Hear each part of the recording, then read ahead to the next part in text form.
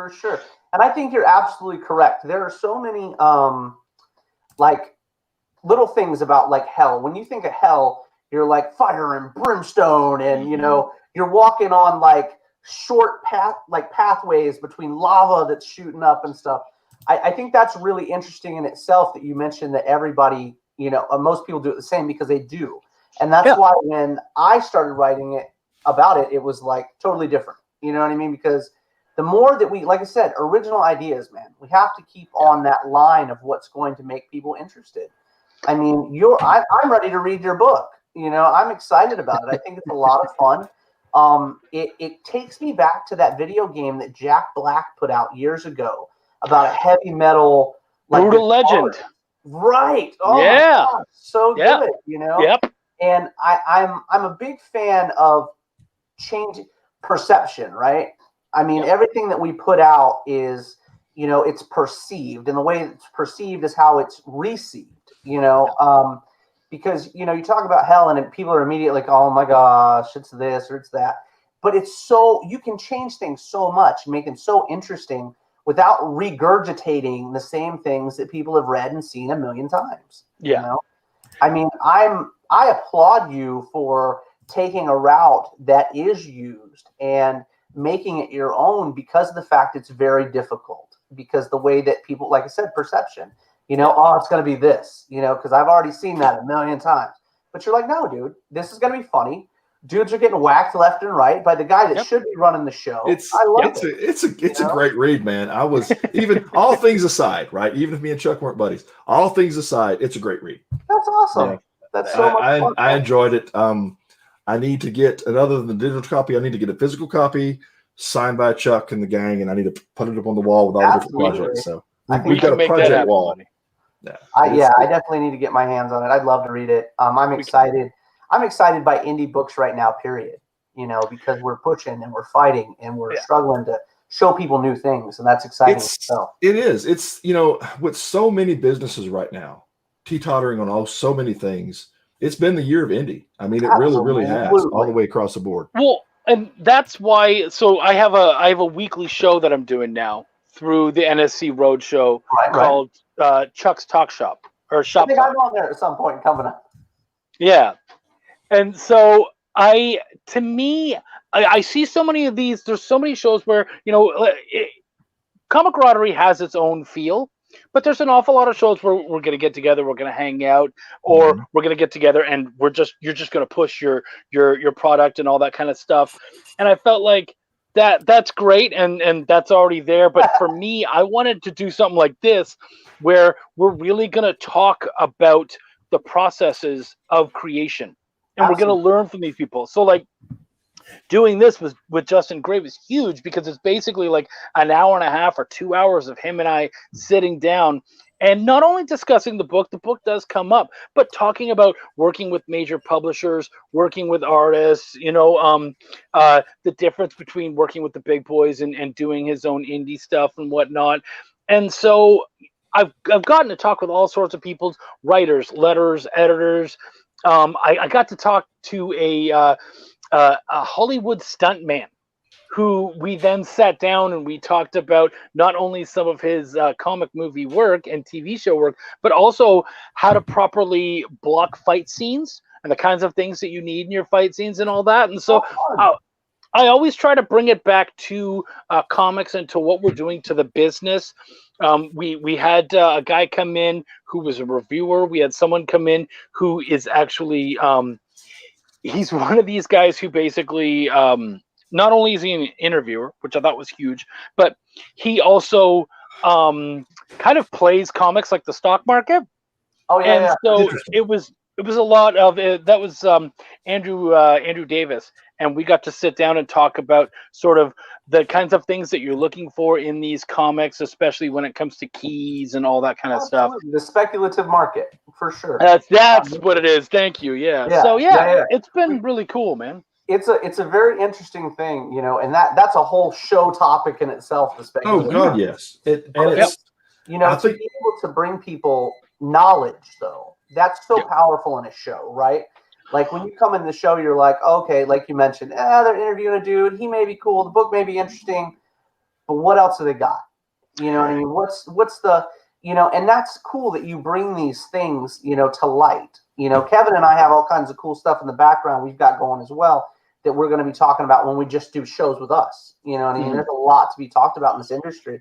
That could take hours. Little things can be huge, like the speculative market.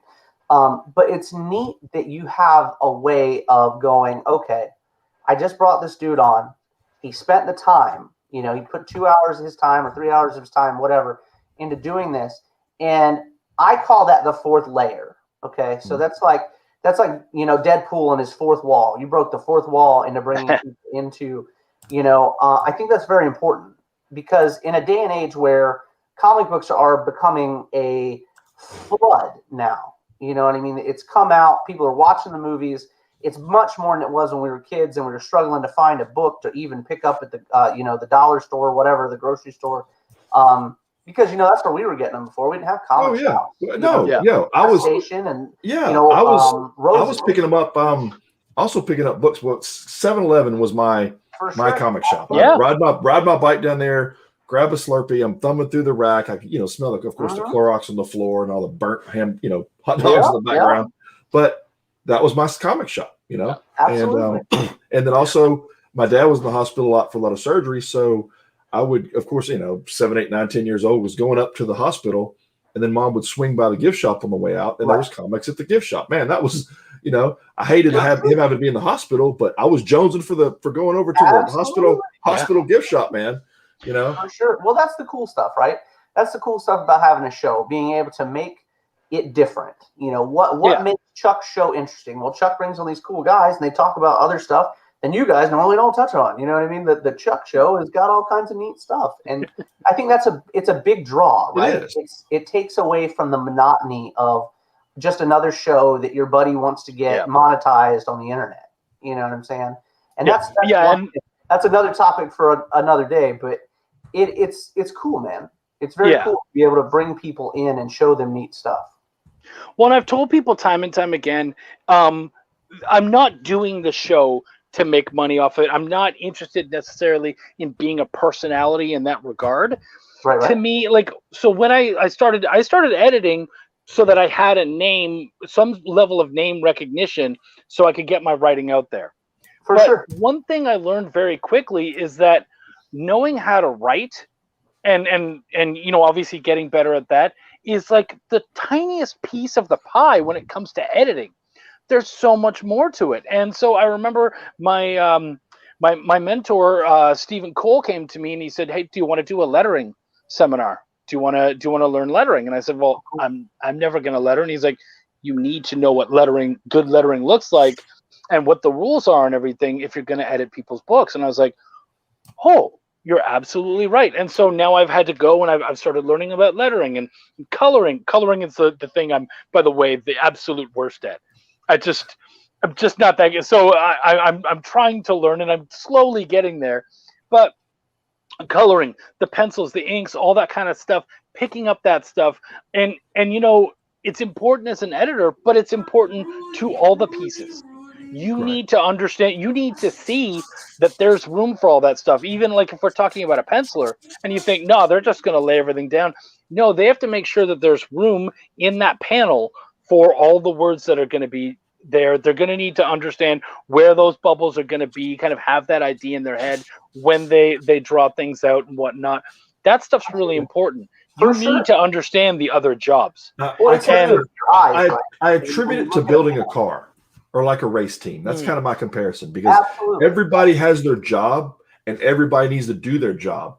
And I'm a big race car fan, been building race cars since I was a kid.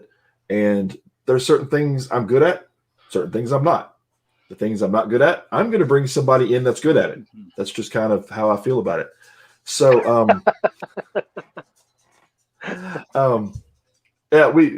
Chuck jumped in there. I just want to say that Pops sprung in there. Pops is simulcasting for us right now through Comic Related Madness, and there's several different people we'll talk about throughout the show doing that.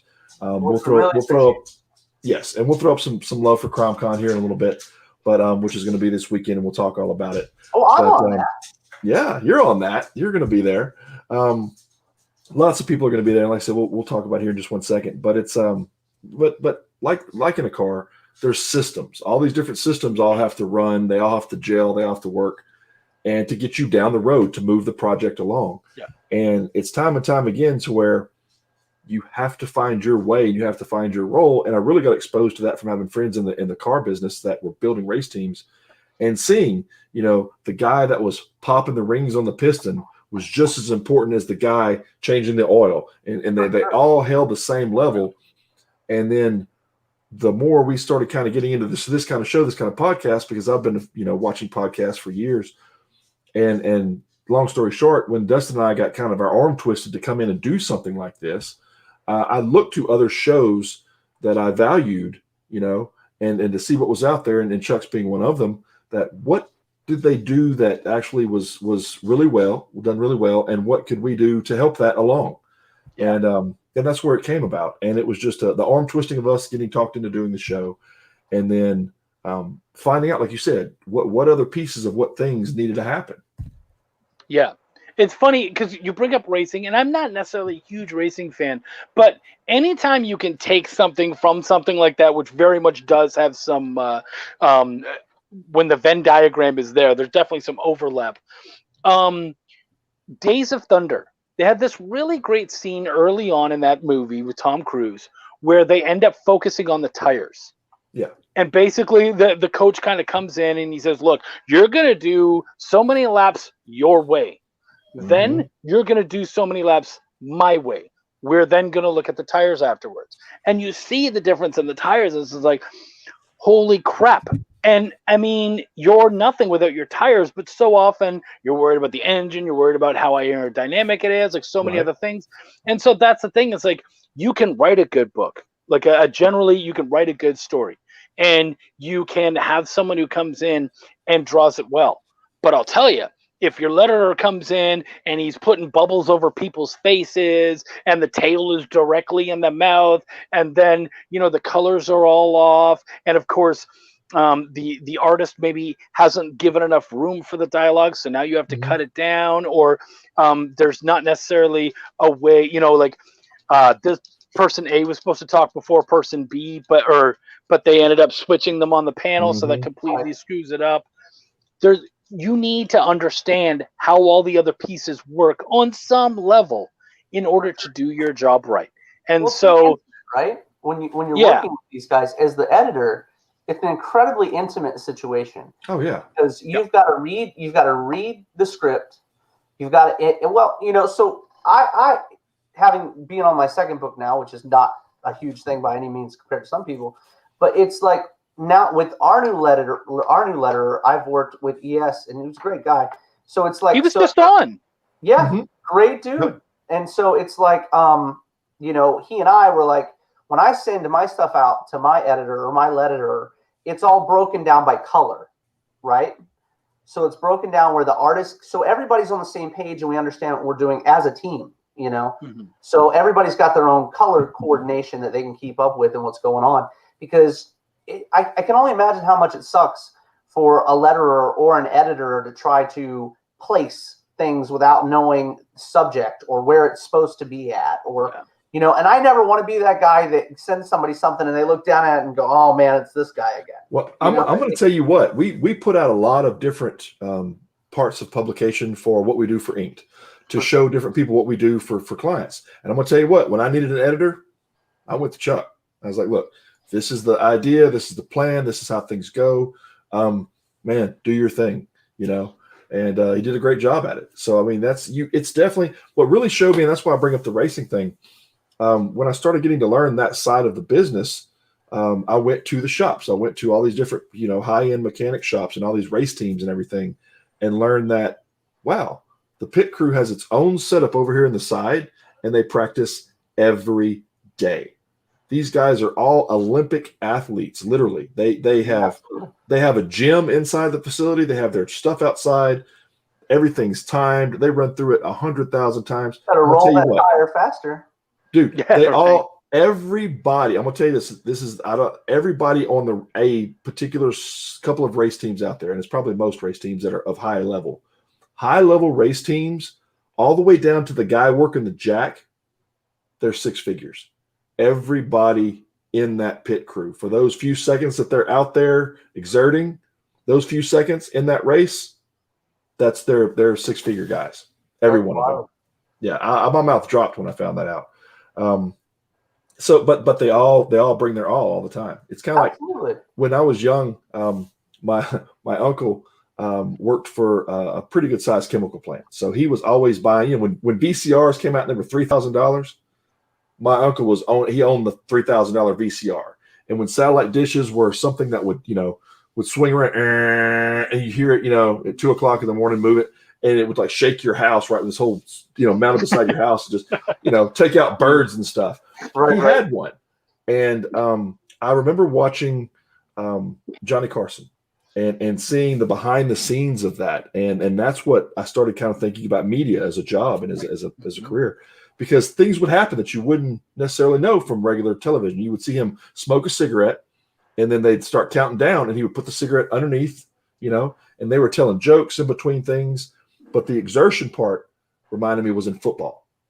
I don't remember the exact numbers. Like I said, I was a kid when it happened, but we were watching a football game. I think it was a Super Bowl, and they don't cut away, right? When you have cable or when you have a dish versus cable. So my dad timed it. Every time they snapped the ball till the ball was killed, right? In a 4-hour football game, they only exert like something. It was something like 45 minutes of physical activity. Yeah, And that's what I kind of thought about again when it circled back around with the guys doing the stuff for the race team. So, and that's why I tie it back to comics. You know your particular part of the team. You are bringing your best to that team, and that just makes the team stronger.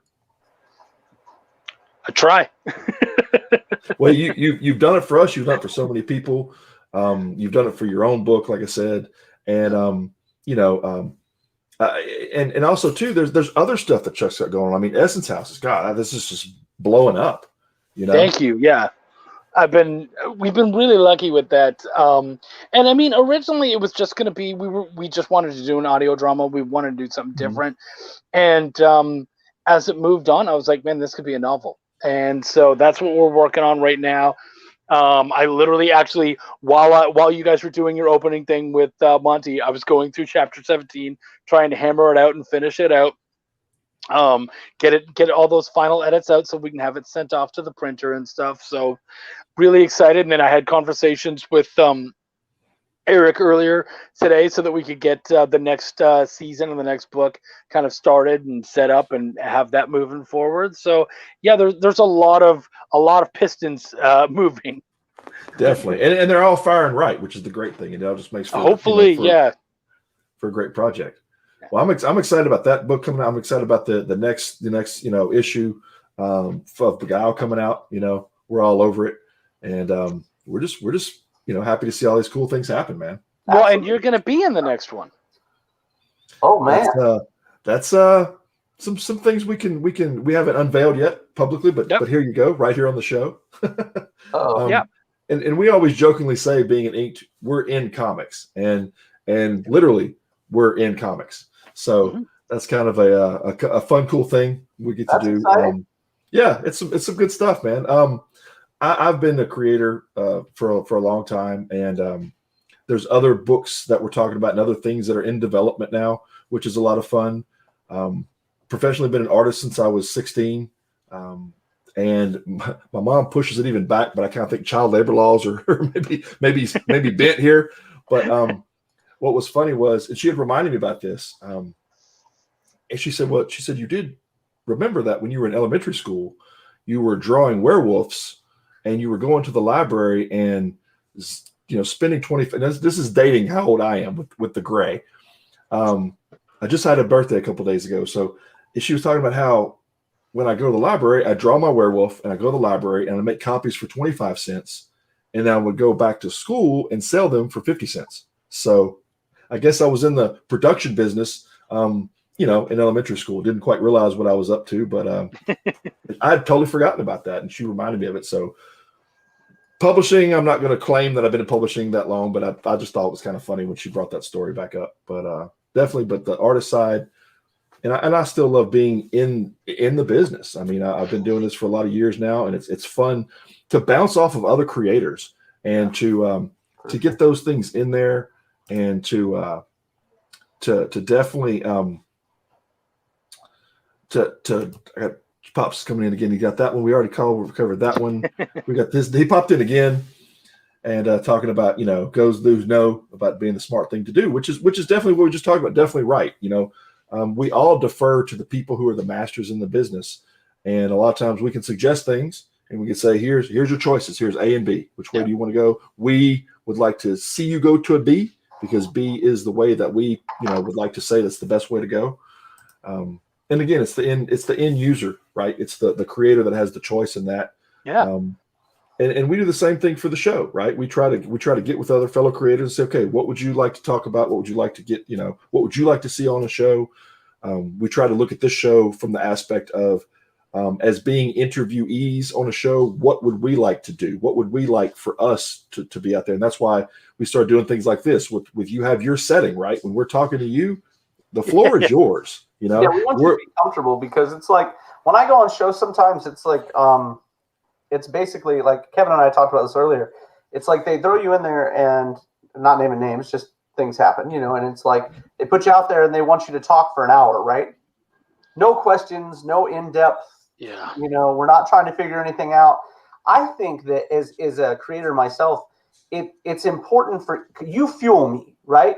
When I come on your show and you ask me questions, you're fueling my creative abilities to give you better answers, to give you interesting stuff, not the elevator pitch for an hour. Yeah. You know what I mean? And it's very important for us, Kevin and I both, like he just mentioned, that we give people the time and the direction almost to give us the best of yourselves. And that's very important for us. Well, and that just goes back to creation, though, because when you think about it, when you're creating something, nothing amazing happens in a vacuum. You're being inspired by so many other things. For sure. So the exact same thing can then be brought into an interview.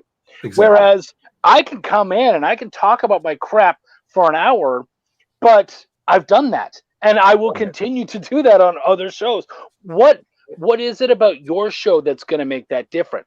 And what is it about you that can take Chuck, who has done hundreds of interviews, and make this one special because you did your thing? And I think, and so when I do my interviews, what can I do to make my interviews different from all the other ones that you see out there? So of course, talking about the processes, but it's still a laid back environment. It's like I said, it's shop talk. So it's two guys kind of like we're sitting around in the studio and we're talking about why we do things and how we do things and all that kind of stuff.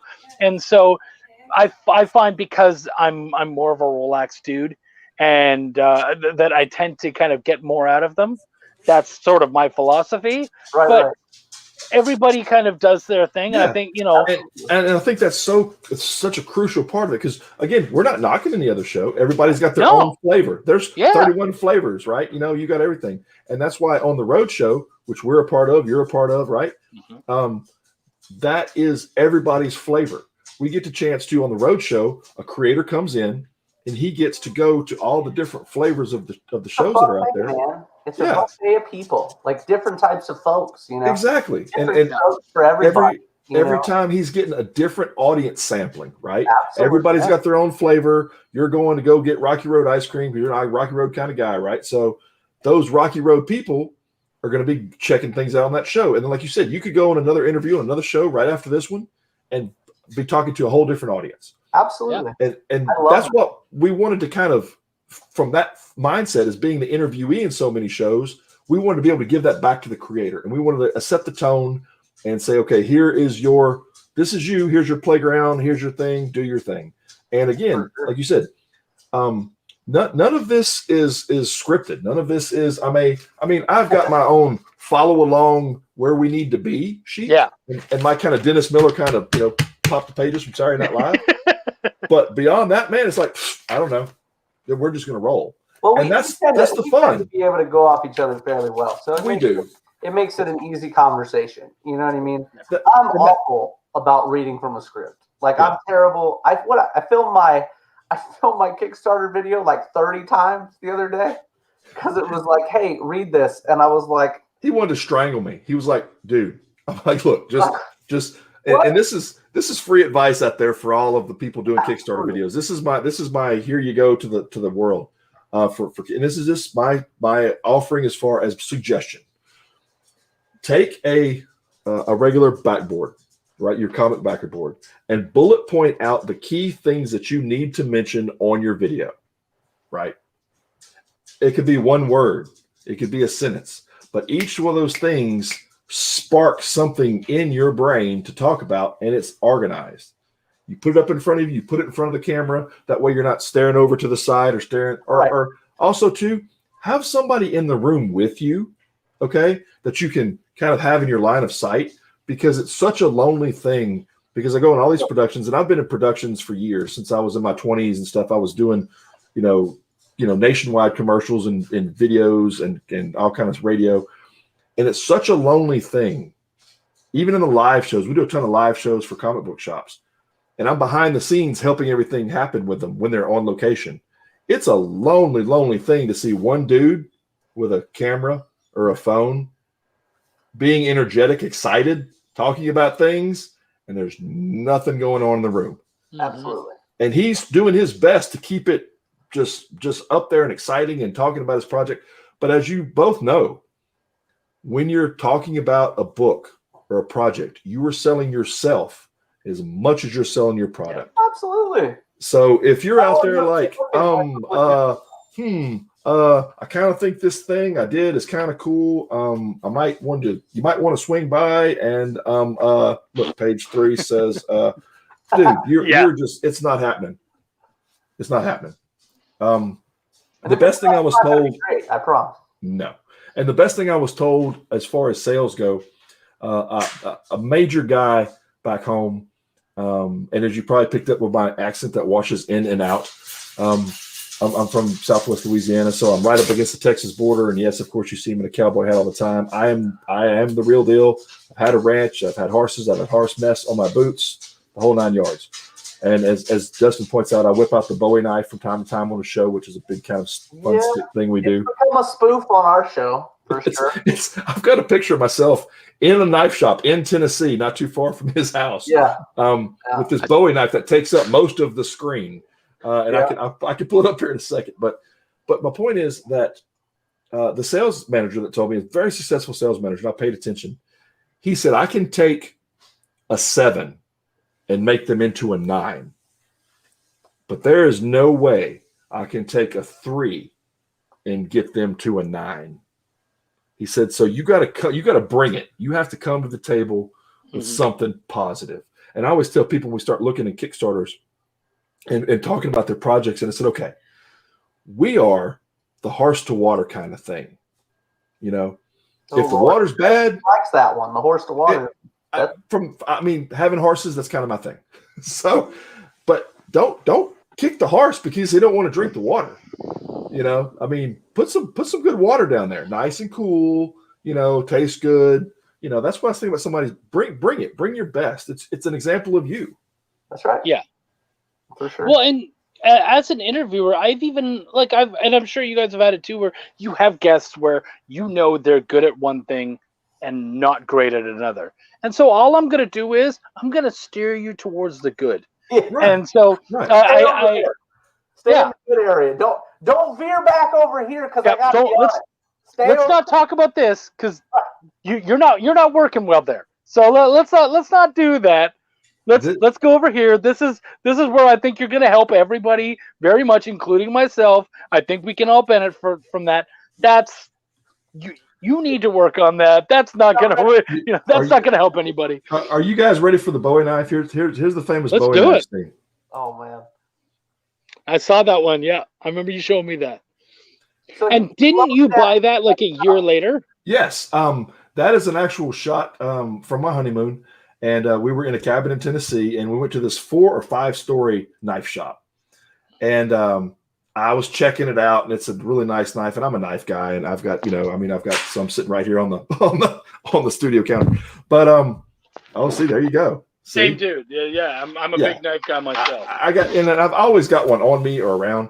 And I looked at that knife and I looked at that knife and I looked at the knife. I was like, but yeah, I don't want to pack it back and fly with it. And what am I going to do? Ship it back or, but I drove back to the same area for our year anniversary. And since I drove, I picked it up that time as a shed. So yeah, I went ahead and had to have it.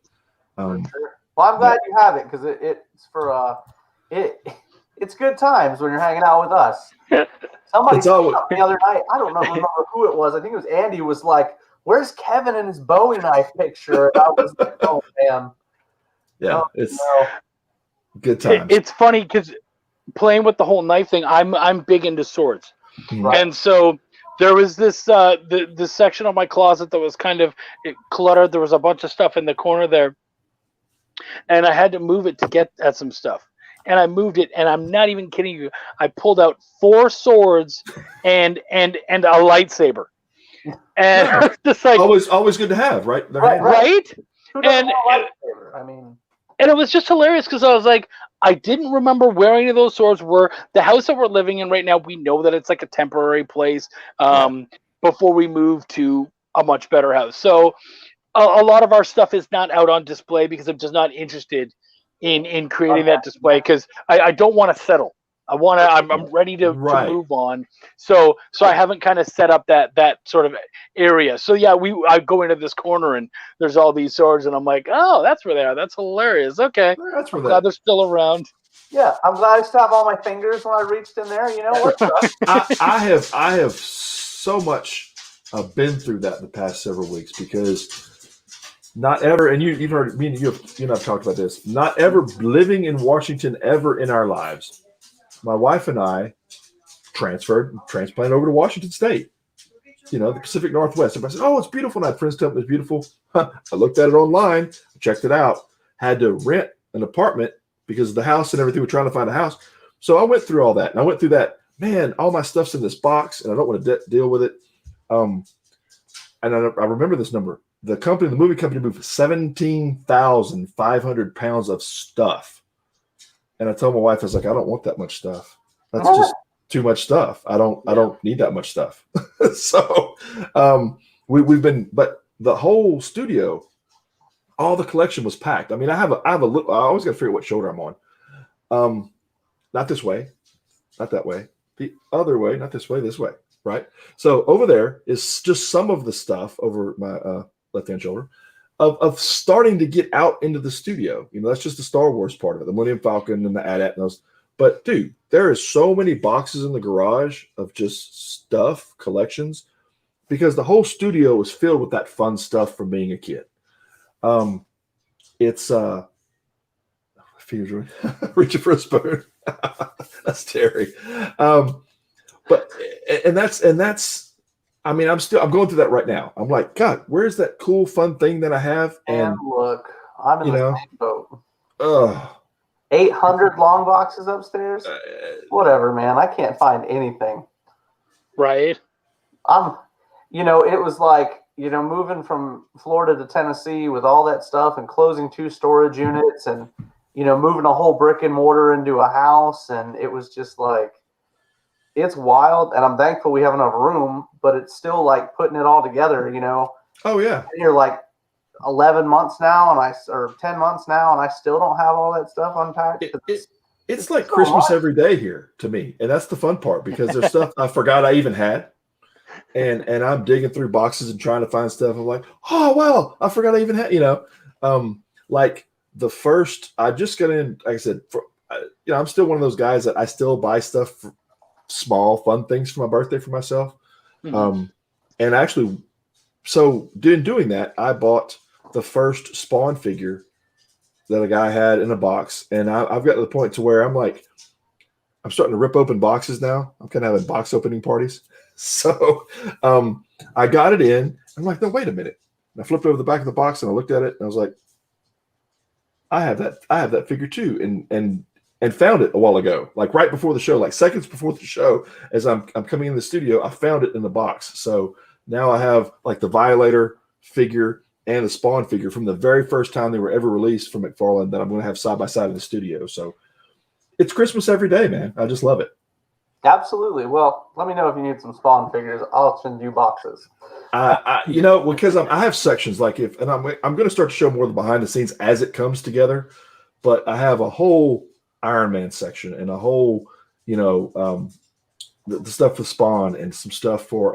To me, I think the Batman Who Laughs is probably one of the coolest, interesting looking characters that DC's done in a while. Absolutely, and like an original character that hasn't been done a million times. For sure, with the exception of the Black Lanterns, which was a very interesting run in itself, and that's a whole other show in itself because we can get into talking all kinds of craziness. Yeah, I saw what was he? That I see every time I see him live. Is that a giant size X-Men? Yeah. Amazing. Hey, let me. Well, anyways, yeah. So that's really cool. Where I don't have the money to afford that. Like that's not a purchase I could have made. But I'm an avid poker player. And so what happened was, and actually I have right behind it is Iron Man #1 from 1968. There you go. And so what ended up happening was I'm an avid poker player. I play all the time. I used to run my own local bar tournaments. Okay. And when COVID hit, I couldn't play anymore. And a buddy of mine contacted me and said, hey, man, there's some local dealers who are creating poker games. You buy in and you can win slabs. And I was like, oh, crap.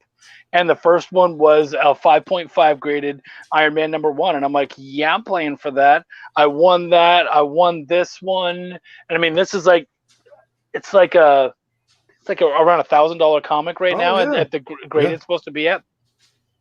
I got the first appearance of Gambit, the first appearance of Rogue, like a bunch of these, and I've won them all. I never collected slabs, but now it's like that, right?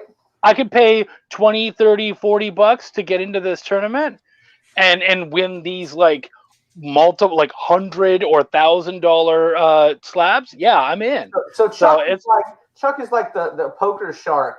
Oh yeah. Books, right? Oh yeah. He goes in and he's like, I've only played a handful of games, guys. Yeah. $40. Yeah. Has his cards backwards. Yeah, right. I'm going in because I'm like, oh, this could be a good time.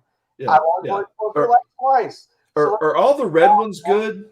$40 and get slapped. Hey Dustin, I'm gonna need that ASM real quick. You got that 129, that 8.0. That's Chuck. Yeah. Chuck walked off with that. Yeah, whatever. Is an ace a 1 or is it what's it worth? Which one is it? Is it 1 or what is it? I've got 4 of them. What do I do with them? I got an Amazing Spider-Man #300, which was really cool. Pardon? Through the poker? Yeah. What? He's killing it, man. He's killing it. Yeah. Oh, man, last you wouldn't night be allowed to play anymore. You would not. Last night I played. Yeah, right. Last night I played for Hulk 181 signed, and it was only a 0.5 grade. And I'm like, I don't care. I need that. Yeah. Right. And I got really close, but didn't quite get it. But you just keep playing, man. You just like anytime a good game comes in, I just jump out and play. I attribute Chuck to like the Doc Holliday of this whole casino comic realm, right? You think he's just kind of chilling in the background. He's kind of flumming through his cards, and he's got it. I'm gonna play with you. We're gonna joke. We're gonna have fun.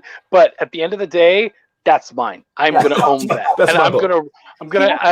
and I'm paying for Chuck's buy-in next time. Yes, yeah. Oh, we're gonna front him. We're like, look, because Chuck's like, I'm your Huckleberry. Look, I got it. Right. You have a sponsor now, Chuck. Let's go win some books. Oh, I'm so down for that. I actually had a friend of mine. She said, I'm looking for this particular book. And I was like, okay, cool. That one's come up a couple of times.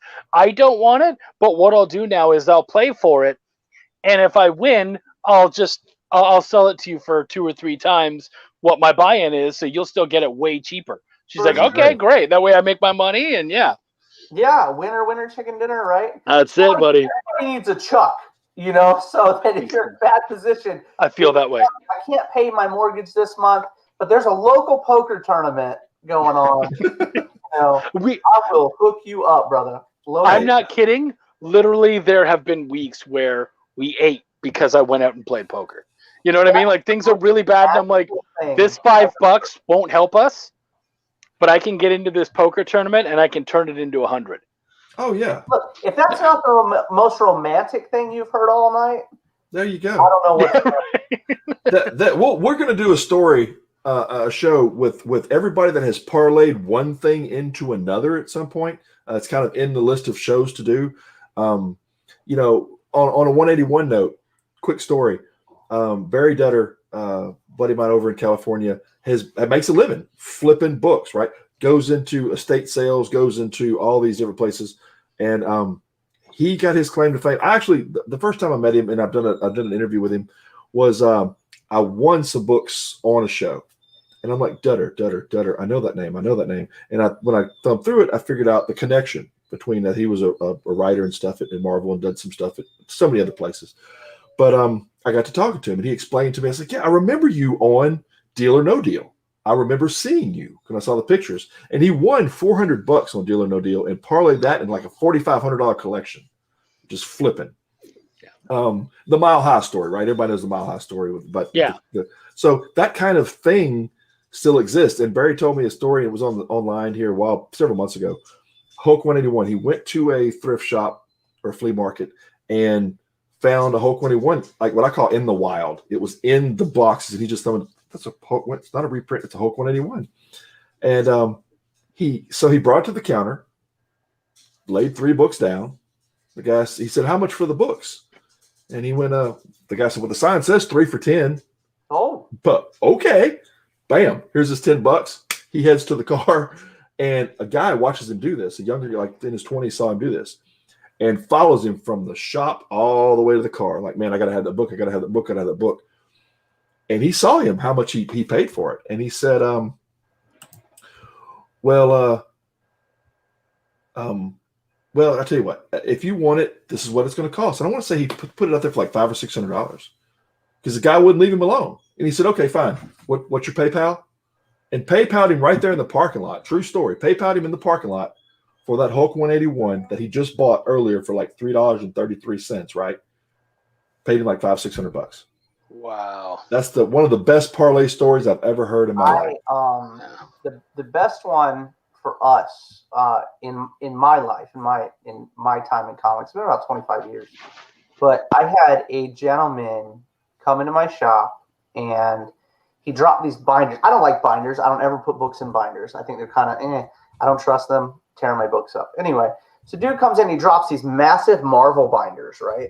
The nice ones that you fold over and Velcro closed. So I do $25 for a short box sight unseen, $50 for a long box sight unseen. Anyway, so he's like, Dustin, I'm looking to get $8,000, and I'm like, well, what do you got before we start talking cash money? You know what I mean? So we start opening these things, and it's an entire run of 1 to 400 of Spider-Man ASM. And then there's Hulk 180, Hulk 181, 2 New Mutants 98s. There's a bunch of stuff in there. There's a House of Secrets in there, which I still have to this day, the House of Secrets. I kept it for myself. But I had just opened my shop, and at 30 years old, for my wife and I to open a brick and mortar, it was without a loan or anything. It was just our money. It was everything we had, and we opened this brick and mortar, and I bought that buy. It ended up being $5,000 is what I ended up paying the guy cash. And my wife, I'm calling my wife and telling my wife, she's got to come to the shop so I can run to the bank. And we've only been open like a week and a half. So I have no money. You know what I mean? It's all wrapped up in the store.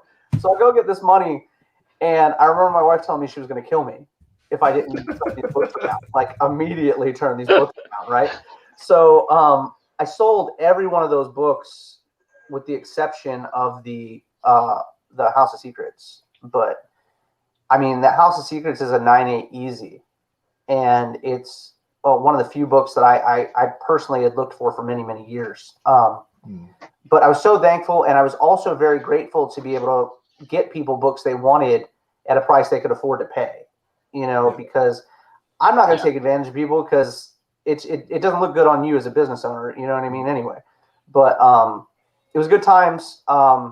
and I'm going to cut that short because we're running a little bit behind too. Well, and I had a quick story, similar instance, and I just talked to Stone. He'll be here. We're going to hook up just 1 second. But when you talk about being real and different things we've been through, and just quite recently, my wife lost both of her grandparents. It wasn't COVID related, but it was like within a month of each other, and when her grandma passed away, of course, we're on the West Coast. Her family's on the East Coast. And it was one of those immediate things. And we had just moved, and it was just a stretch to try to figure all this out. Well, I went back to comic books. I went back to what I know. And I always keep 3,000 to 5,000 books on hand. I kind of basically, as we all do that sell books, keep them as stocks and bonds, right? This book's worth this book's worth that. So I went to the special box, right? And pulled out a handful of books, enough to put them in one of those keepers like you're talking about. But I got the hard style keeper, like you bring to shows. I pulled out a few quick ones real quick, threw them in there, maybe 8 to 10 books. And those 8 to 10 books paid for the entire trip to get over there to get to the funeral for her grandmother. So that was a blessing right there. And that was just a real life comic book thing that helped pay for us to be able to be there like we need to for family, right? And with the move and everything else, if I didn't have that in my life, we wouldn't have been able to make it. Yeah, and I took that box and I talked to all the customers, got everything pre-sold before we left on the flight, brought them to the hotel, had them with me on the plane. Like when I traveled, I'm gonna tell you what, some of my stuff was in there, but my Stan Lee Spider-Man sign that I met in person, my Neil Adams Batman that I got signed and met in person, those books were in the car with me. Okay, but same thing with these books. Put them in the hotel, had them ready. Drove to Walmart, got some of the the stuff to wrap around them, make sure they're okay and they're safe. Packaged them up, went to the post office, grabbed all my stuff, and shipped them out the week we were there for the funeral. So after the funeral and everything, I went to the shop, but that's what got us there and back. And that's just one of those, just me sharing a real life thing that's how comics have affected me in the last couple weeks. For sure. So. Been great having you on, Chuck. We definitely appreciate it. You'll be on often, and yeah, I love that. We'll trade stories, and this is us, like I said, getting around and talking shop, right? Talking shop. That's it, man. That's what it's all about. Thanks again for being with us, and we're going to bring up Stone here in just 1 second, and we'll talk to you soon, man. Thanks for having me on, guys. I appreciate it. Take care. All right. Well, that was Chuck Panu from Shop Talk. Great guy, great inspiration. Sure. Absolutely. Does wonders for different different creators out there and bringing stuff on the show. And just talking what's going on. But I am in the process of changing out all the panels for you and about to bring up our next guest. And he has a book coming out. And before we bring him on, what I'm going to do is show the video that talks about his book. And you guys get a chance to see that firsthand. And without further ado, let me bring it up. Sweet.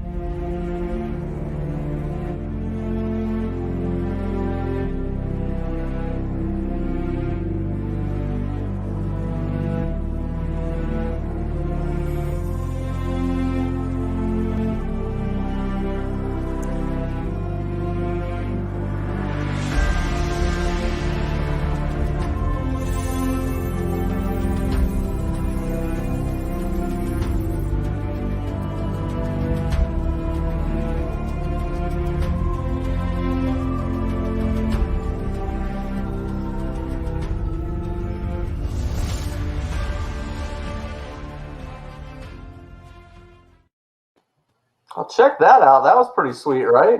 That's always, I get goosebumps every time I watch that thing happen. Without further ado, here is Stone Abdullah, man, the creator of that whole universe, right? That whole world. For sure. Thank you, guys. What's up, Dustin? What's up, Kevin? Brother?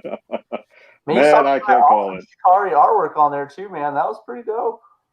Oh yeah, I've received a lot of DMs, you could imagine. Just about the artwork, alone. They're just like, well, who is that? Oh, well, what's her name? I'm like, bro, all you gotta do is just check my Instagram. Slow down. Everything's fine. Everything's fine. Everything's okay. All you gotta do is just look at my Instagram page, or just go to the website. And they're just like, wow, I can't believe it. This is so amazing. You never know the type of impact that you're going to have on somebody just like that. You know what I mean? You could sit there at the stoplight, after you picked up your groceries or whatever. And then all of a sudden you check your DM and someone says, you've inspired me to go out and put myself out there and be creative. I'm just like, well, isn't that worth doing in itself? Just doing so others can do. It's a great feeling, man. I love it. That's a blessing. That's me and Kevin. Oh man, what'd you say, Dustin? I think Stone is one of the coolest cats I've met so far. Oh yeah, he's got the natural radio voice. I said, man, why aren't you in radio? I mean, so he took a dude. When I saw the Ink had picked up his book, I was like, I know the artist.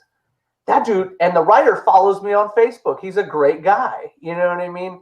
So it was like, when you take two amazingly talented individuals and put them in one place, I mean, that's how you get massive amounts of talent and massive fan bases, because you have this group of people that are doing their own thing, right? They're literally going out there and they're giving you something different.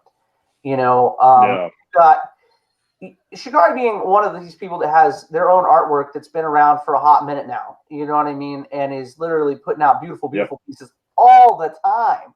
Like, I used to follow. I don't know how he does it, dude. I don't know how he does it. And I remember the one time he made me laugh, and it made me actually follow him.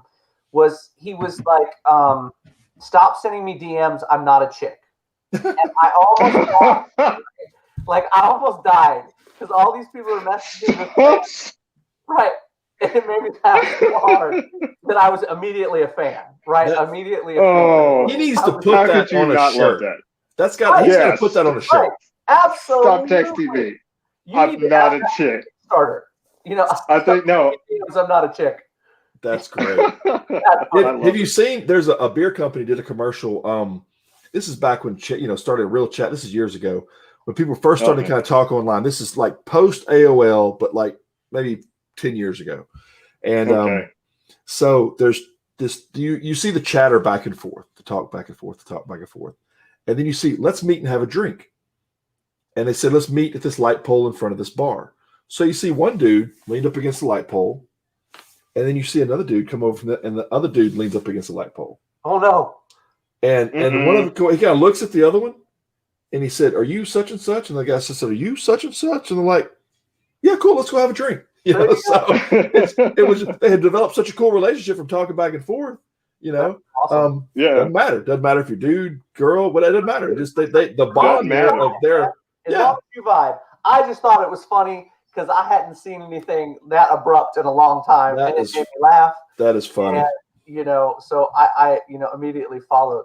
But dude, there's people that catfish, right? They imposter all kind of things, and I've watched it time and time again. People are, I've talked about it numerous times with a lot of really cool people, Stone included. We live in a world where we have to, respect one another and, lift each other up. And it's such a powerful thing to watch creators that are helping one another and, pushing each other. Like I said, I'll promote him all day long because he's good people. Not outside of Comicradery altogether. He's real good people. So make sure you guys check out his book, but let's hear a little bit about it, man. Tell us where this dude came from. What is the meat of this dude, bro? Get us in there. Let us hear something. Let's see. The meat of Journey of the Shadow Darkness Falls, man. I hate to make this out of just like an origin story, right? But it really all begins just about 20 years ago, where I decided, maybe out of some brief moment of insanity, that's where creativity happens, right? The borderline between insanity and genius. And I said, you know what? I love sci-fi. I loved all the old school sci-fi, like Twilight Zone, Outer Limits, man. I loved the way the story was being told, and I loved a lot of Quentin Tarantino films. I liked the way his movies were constructed. And man, sometime or another, you're going to get into anime, but me, particularly, I really like the classics. Classics being from the 80s and the 90s. So you're talking like Saturday morning animes on Sci-Fi, like Anime Saturday Morning, the anime takeovers and stuff. Man, yeah, it was so good. Absolutely. It was like those your Akiras, your Irias, Oh yeah, good stuff, man. Yeah, for sure. Ghost in the Shell. Oh god. Before Stan what's another one? You know what I mean? Oh yes. We I feel like it's a very powerful looking character that you've put out for us to see. The male character. Commander Sumitsu. Yeah, the dude with the energy. Oh yeah, with the orb. Yeah. That's my boy. That's so it's got a very like old school feel to it though, right? It's got like a very clean. So when we started seeing anime from the other side of the world, our side of the world, our side started getting a little bit different. The character designs started looking a little less like we would expect them to look as kids, because we didn't get anything over here till I was 20. We were getting not Funimation. What was it called? Pioneer manga. Yeah, it was the manga. Manga. Yeah. Yep. We were getting manga. So they put out Guyver and they put out a couple other things from the 80s and early 90s. But we were getting this like chopped up American anime at some point. And it was like, man, when are we going to get back to the old stuff? And then you started seeing the, Naruto came out, they were bringing more Dragon Ball over, Yeah, here comes Bleach. Bleach, but it's all coming from the same place. We weren't seeing stuff from a different publication company. There's no diversity. Stuff, absolutely. No story. Until, Netflix came out. Netflix is doing some pretty good stuff right now. But I appreciate that. Absolutely. But, your stuff caught me as like, oh my gosh. That's really dope looking, like it's, I mean, not just because the art, but the direction of the character design and stuff, it's very old school to me, very Ninja Scroll, and I dug that. I was like, man, that's so cool. I can vibe with that. I don't read a lot of manga anymore because, I have a lot of projects going on. I have a 2-year-old son and, a lot going on. True. But it was really cool to see someone reach into that old school bag of tricks, man. Like that really cool, like gritty, it's going to be dark, but the story's going to be so deep that you just want to keep up with it type of deal. I'm in. You sold me out back. So.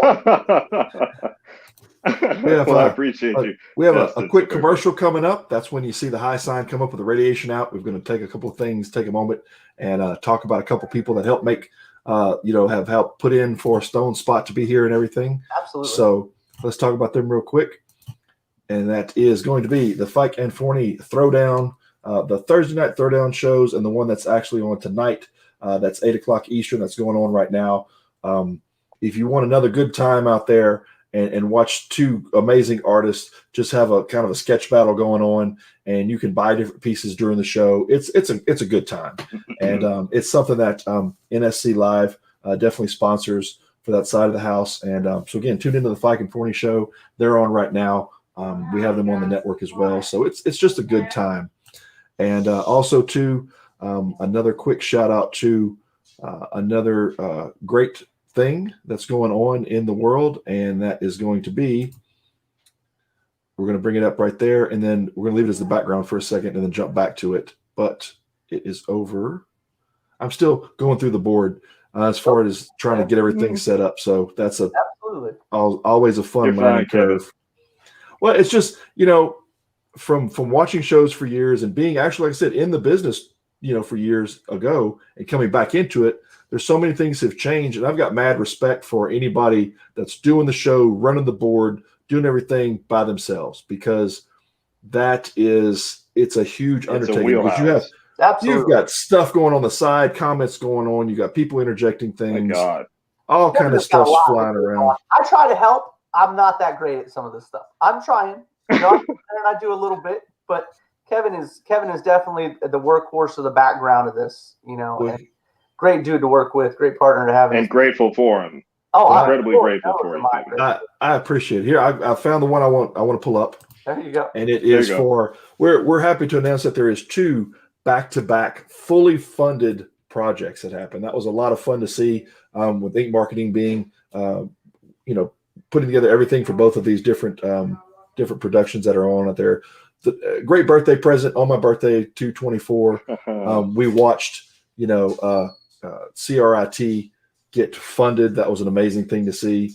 And we're going to have him on right after Stone to be able to talk a little bit more about that book and how that came about. And then again, my partner in crime, Dustin's book, The Listener, phenomenal book. Not just because he's my partner in this thing, but just from reading the book itself. I was exposed to it, got a chance to see a lot of things, get to see a lot of behind the scenes things now.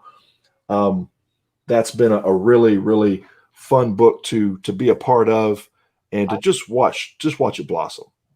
I appreciate that very much, man. It's been an adventure that I'm blessed to be a part of. I'm blessed to have an amazing team. Everybody's real good to me. I love that background behind you there, sir. That's quite incredible. But yes, I agree.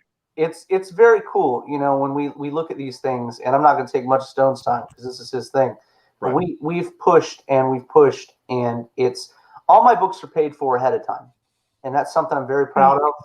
And I think that when people say, how did you fund this? How did you fund this? It came out of my pocket, and the Kickstarter for the first book paid for a portion of the second book. Same thing with this Kickstarter will pay for a portion of the third book. One of the most important things to understand about the listener is it's important. The stories need to be told. I'm not going to let them go. Yes. So I'm going to keep telling them. People are going to keep getting them, tooth and claw to get them out to you guys. And it's just very special because it came down to the wire for my first book. And we've still got almost 3 weeks, and we just made almost $2,300 in a week and a half. My God. Wow. You know what I mean? So that is impressive. Man, I'm blessed, bro. I'm telling you. We're just going to keep pushing Absolutely. it because people want to hear the stories, and we're going to give them to them. That's my dude, though. That's who I want to learn more about right there. There he is. He is. I see him. That's 19-year-old Commander Sumisu. They call him the Human Anomaly. He's the commander of the shadowy and mysterious band of warriors in modern-day Japan called the Sansai Clan.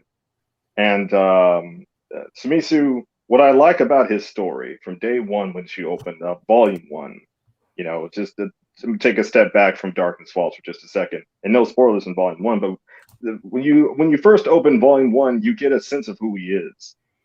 Even though he has been in, or seems as if he's been ordained with these incredible powers, but it's not as if he's the type of individual that goes around bragging about it, or the way the narrative goes is that he's boastful or haughty. That's one trope that I really want to steer away from, because no one wants to read about that. That doesn't interest anyone. What interests someone is what is their understanding as they maneuver through the world with themselves and with this incredible power. He doesn't know where the heck it came from. Did someone give it to him?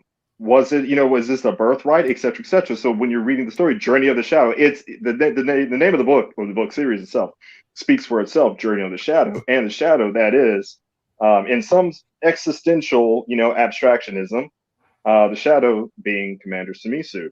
So though being at that age, like I said, 19 years old, there's a lot of responsibility on this guy.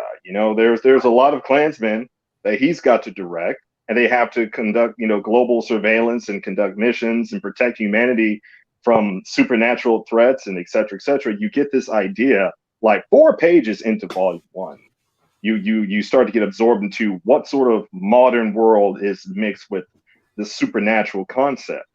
But then what I really appreciate about Sumisu is his humor. Yeah. Sumisu is the kind of guy, that he may know what the right thing to do is in that moment, but that doesn't necessarily guarantee that he's going to act on it. And that can give you a whole series. That was me during high school, man. I knew the right path, and I would just kind of veer. It's like, how do you stay out of the manga trope? The protagonist, the same. So as we mentioned earlier, you go into this, we have the same protagonist in almost every story in modern manga. My gosh! Even if you move into harem, you move into all kinds of different genres. You have the same hero in every single book you read. So everyone's ubiquitous. How did you move away from that type of trope? Did you, you mentioned a funny character. I'm excited to see how you get away from that.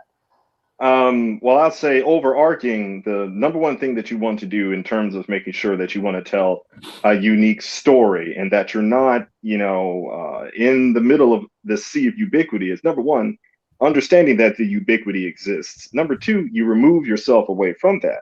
Otherwise, your creativity is going to be just a regurgitation of whatever's out there, right? So again, a little bit of backstory. What's that? I literally just said that just a few minutes ago. I'm right there with you. I mean, it's literally IPs in general nowadays are doing that. It's a regurgitation of another story. Right. But in manga, it's so hard, I feel like, to get away from the trope. It's difficult. It's this trope. I know, we can speak about commercialization, and that's a different show. But for me personally, what I did categorically, not just in manga, but within a lot of writing I see in shows or animation in general, are these degrees of commonality, right? And so that's where I said earlier in the program, where my earlier influences remain within like the 80s and 90s, and where I got how the story was being told. You can get so much depth of story in like 16 episodes. For example, Trigun is a beautiful story, and that's what I love about this story. It's got so many layers that you can peel back and dive into it and get energized about it. It's just that's what drew me into it.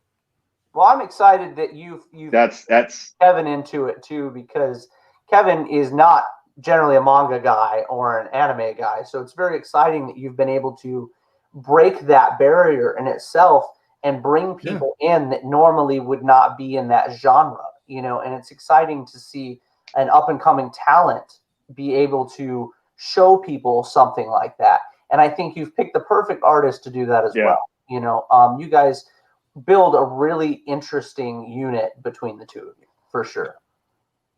I appreciate that so much. I think Shikari and I, and there's other artists that I've worked with, but and particularly for the, in the context of this discussion, me working with Shikari, great conversating with him. And I think the moment I gave him, I'm a writer, I'm a novelist. Okay. That means you had to be insane. You're sitting in front of the computer for, Lord knows how long, being absorbed into this world, writing thousands of words. Absolutely.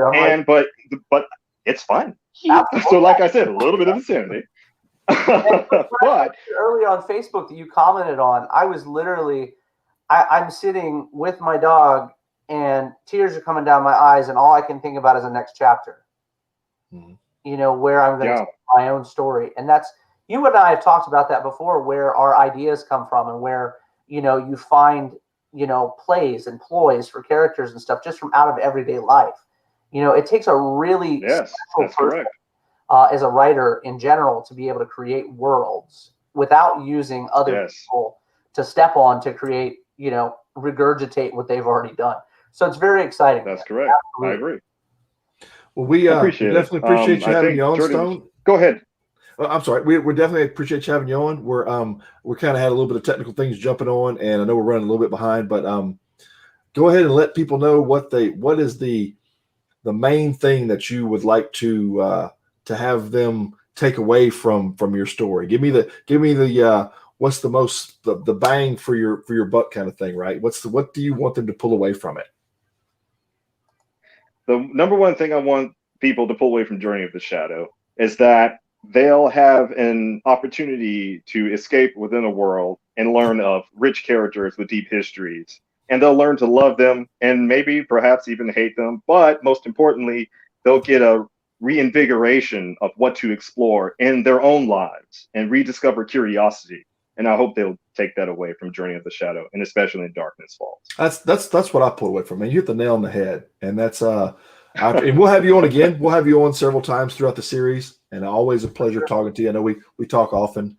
And we're going to chat up again, brother. Yeah, we both fire up things and we're talking back and forth. We're both creating different things, late at night, and we're just talking. Yeah, we both have conversations going in the background with each other, and whereas we're sitting there at the keyboard, just going away, man.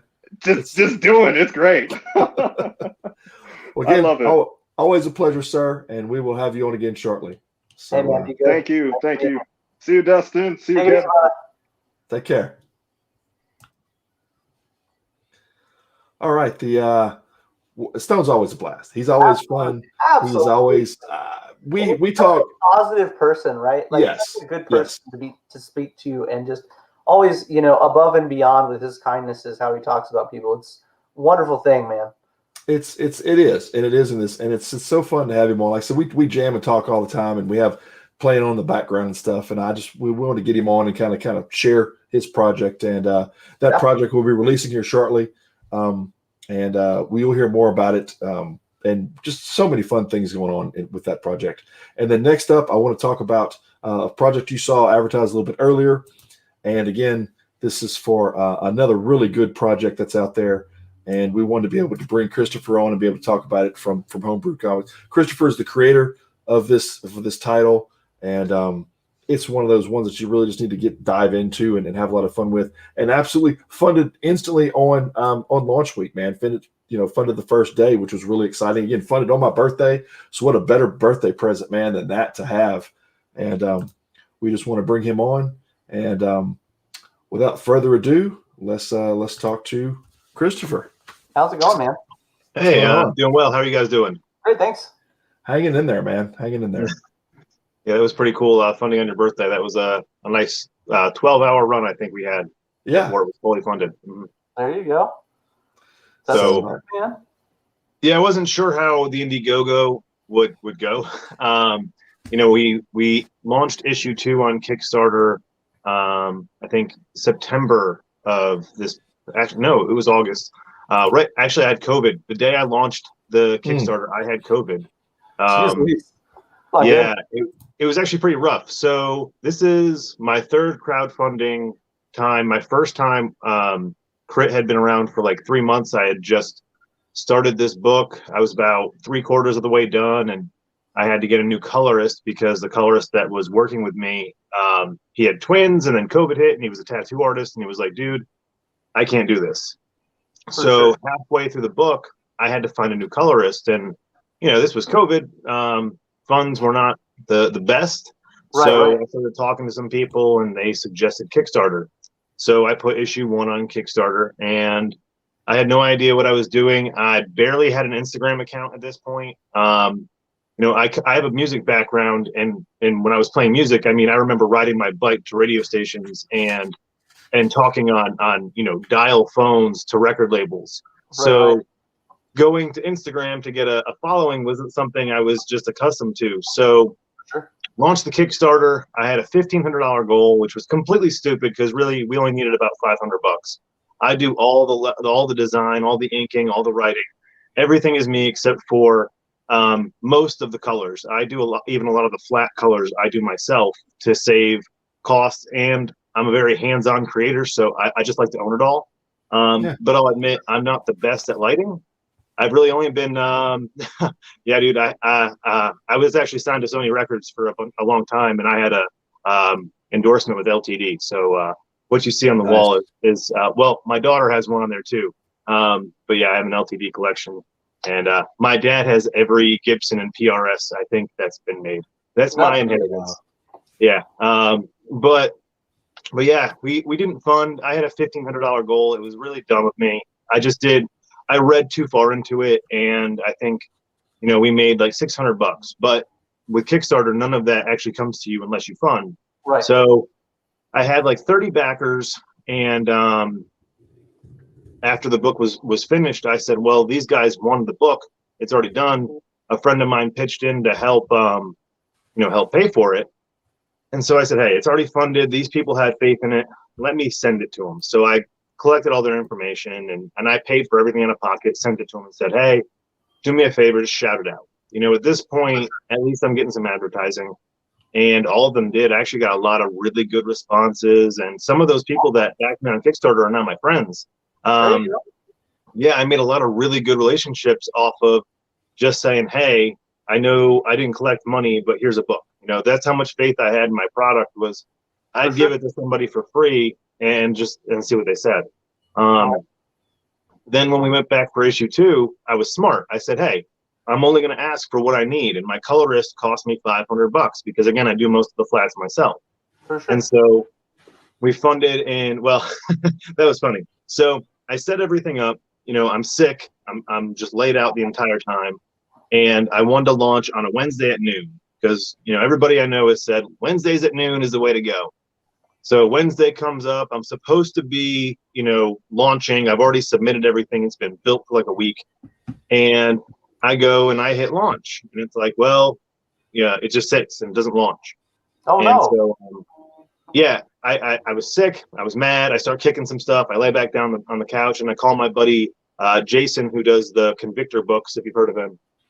And I call him and I'm cussing. I'm just not in a good mood. Again, I'm sick. So go back to the computer a little bit later. I'm like, well, let's see if I can at least postpone this till tomorrow.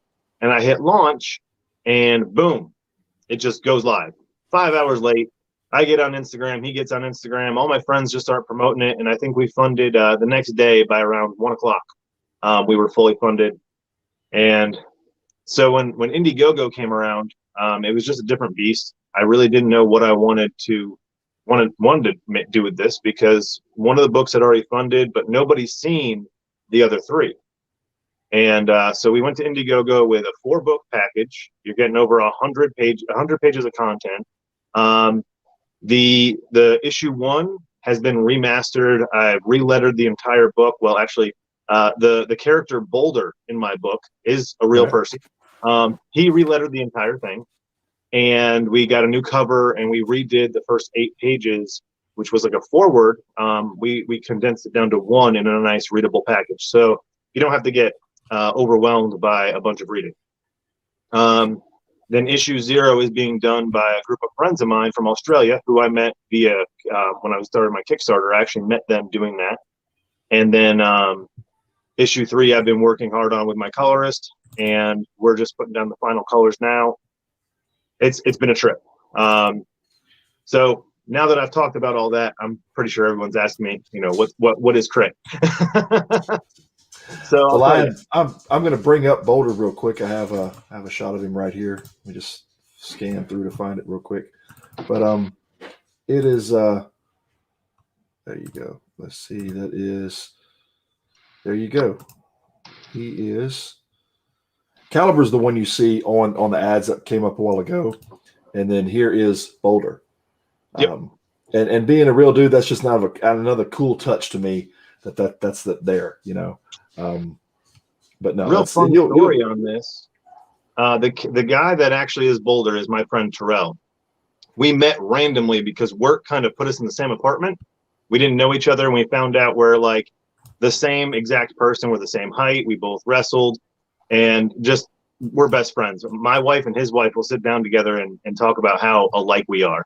But when he was in college, high school, everything, he was ranked the top 11th wrestler in the United States. He actually qualified for the Olympics for wrestling, and so we built that into the character Boulder because all of my characters are based off real people. The story is an organic story. It's written by us playing D&D.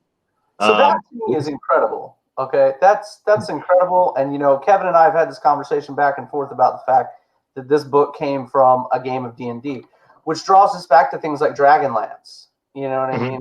And the game actually the book's coming from these guys that are sitting around playing a game.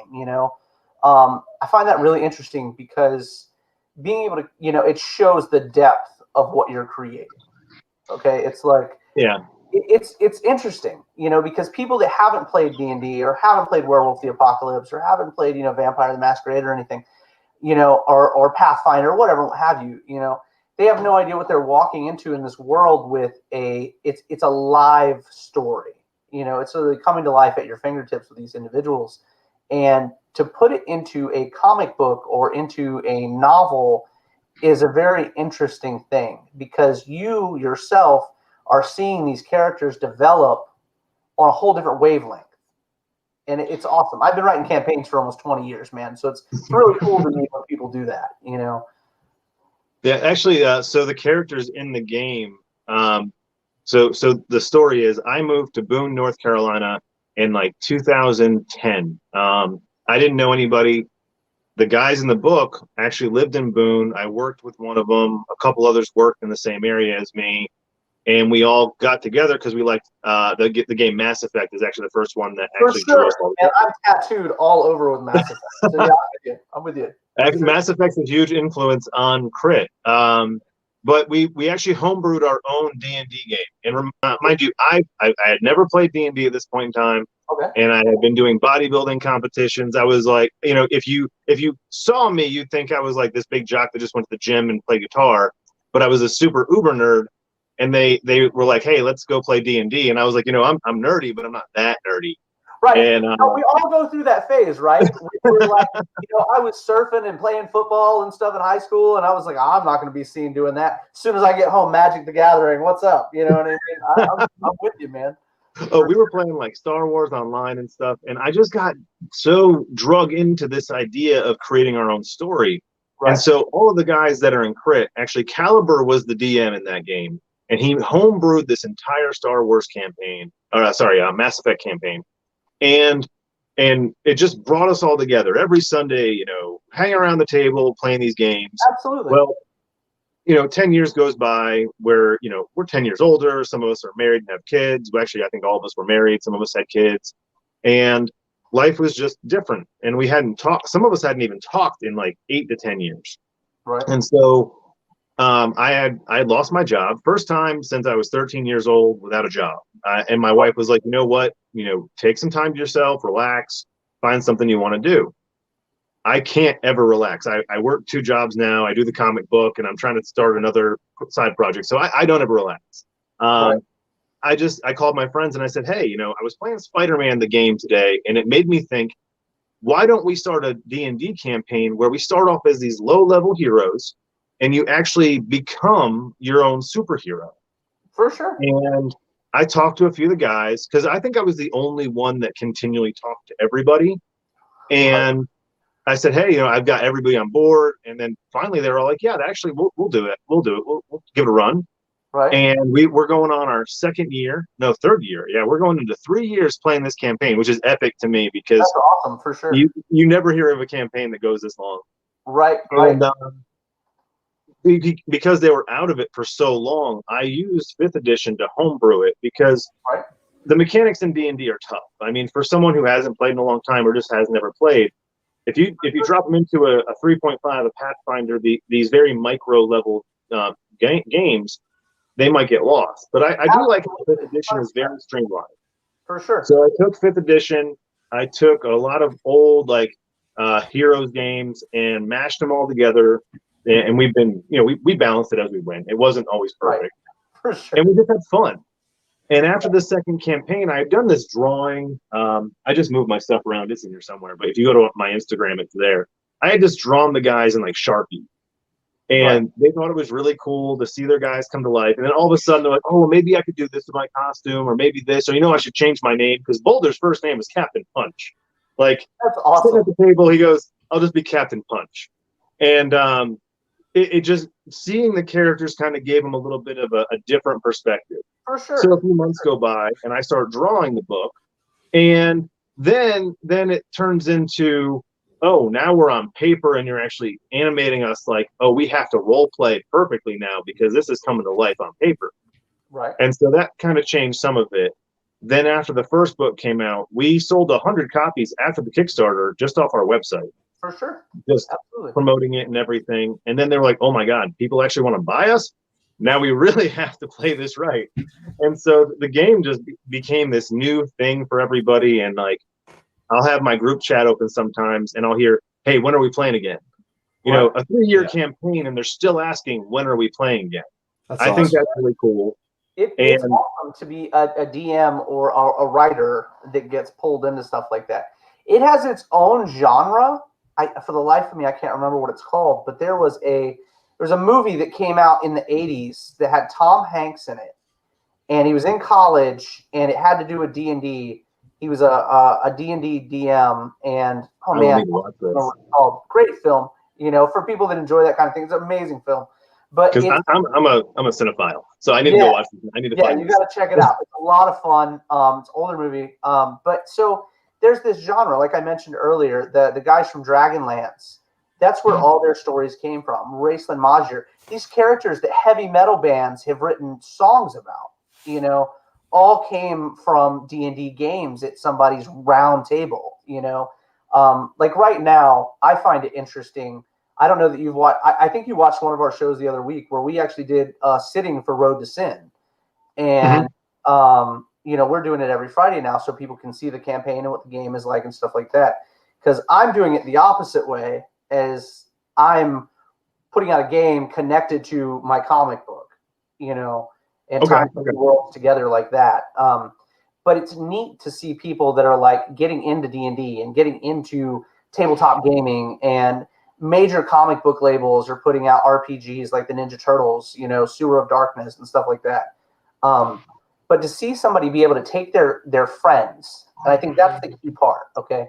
Taking your friends and creating this world for them that they're still in awe of 3 years later is a very powerful thing, man. Yeah, it's really, it's gratifying at one point, but it's also like really exciting for me because it makes me want to continue creating. So I'll go through, you know, and like I said, I work 2 jobs. So on these weeks where we have the game, I'll get to the end of the week and go, instead of saying, oh man, now I get to relax, it's like, oh man, now I get to write my next campaign. For sure. And the guys have wanted a little bit more input, which is really cool too, because I'm not writing this by myself at this point. They've taken ownership of some of the powers and how they're created and the organic parts of the game. Because one thing I do really love about D&D storytelling are rules. You know, I feel like a lot of these, especially, and I'm not pointing out anything, but especially when it comes to creating characters in comic books, it's like some creators just want the uber powerful character out the gate. And to some people, it's like really off-putting, like myself. You know, I'm really off-put by a character that's just so powerful out the gate that there's no challenge. And so you come into D&D and it's like, there's rules. There's the possibility at any point in time my guys could die. And in fact, if you read issue 1, it didn't end well for them at all. That's how it was rolled. And that's something to me that like is really, really awesome, is just being able to have rules for everybody and going into the game and not going, my character could beat your character, because you don't know. Like, you just really don't know who's going to win. Well, that die can be your friend all the time, man. You know what I mean? You can go in and roll that, you know, that D10 or D20 or whatever you're rolling, and it may not go well. You know, that nat 1 is the enemy of the game, man. We have a lot of fun when we play the game online. Like you said, it's unfolding live, right? It's unfolding on the net, and it's like you said, everybody's just kind of glued to the screen and watching that thing come around, right, to see where we're gonna what the you know. It also reminds me, again, I played you know D&D in school, and I also read a lot of Zork books, and Zork was the book, if you remember, they had the thing at your library, right, and you could go, and it was the book thing, right, the book fair. And I actually I just moved them as well, as you talk about moving stuff around. I went and could not find my original Zork books from middle school, and just went and bought the 4 Zork series from when I was probably in the 6th grade to reread again, because it's like a D&D game, right? The story unfolds, and it's, you know, like what was the game when we were all growing up as well, it's not Dragon's Lair, but it's the Dirk was the character, and it's a video game, and it was not Ghouls and Ghosts. Ghosts. No, I'll think about it in a second, but it might have been even Dragon's Lair. It was. I think it is Dragon's Lair when you're Dirk. And you're trying to rescue the damsel, right? Right, and you're playing a video game like that, you could die. Yeah, it was like a D&D style live interaction video game, and that's starting to come back. Like it was like the first choose your own adventure game. It was like a cartoon that you were watching, and like if you didn't hit like the correct answer, like you get fried by a dragon's breath while you were trying to run down a hallway. You know. Correct, and that's exactly what.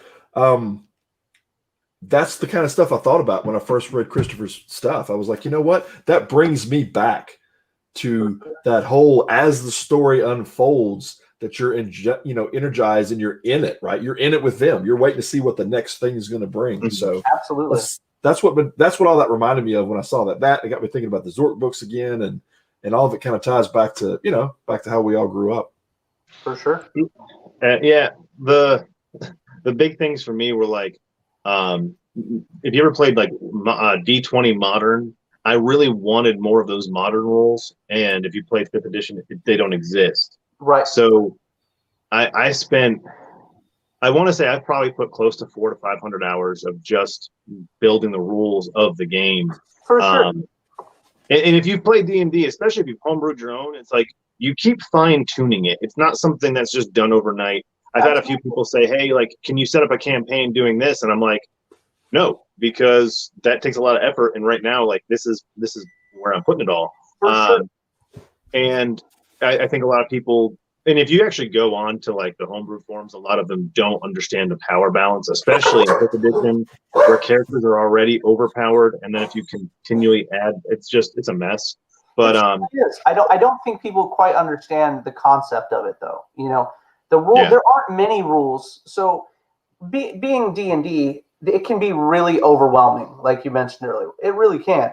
But at the same time, you can, like a homebrew game, I think people take way too many like cliches with a homebrew game. Like, you know, the DM can decide behind, you know, the screen that he's going to do it like this and make this decision regardless of how it's going to roll or not. I know you know what I'm talking about because you're trying to make the story go a certain direction.